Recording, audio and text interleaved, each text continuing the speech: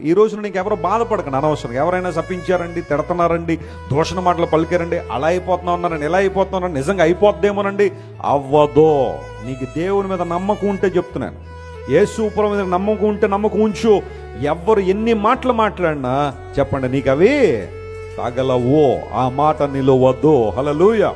అది జరగదు. కారణం ఏంటో తెలుసా? నీ దేవుడు నీ పక్షంగా ఉన్నాడు. దీవెన అనేది ఎక్కడి నుండి రావాలి? ఆశీర్వాదం ఎక్కడి నుంచి రావాలి? ఆయన దగ్గర నుంచి రావాలి. 2001లో నేను దేవుని సేవకు వచ్చినప్పుడు చాలామంది అన్నారు, ఇలాంటి సేవకులను చాలామందిని చూసాం, ఇలాంటి సేవలు చాలామందిని చూసామన్నారు.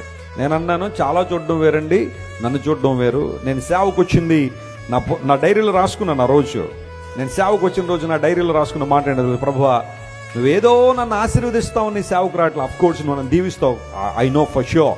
కానీ వాటి కోసం నేను సేవకు రావట్లే.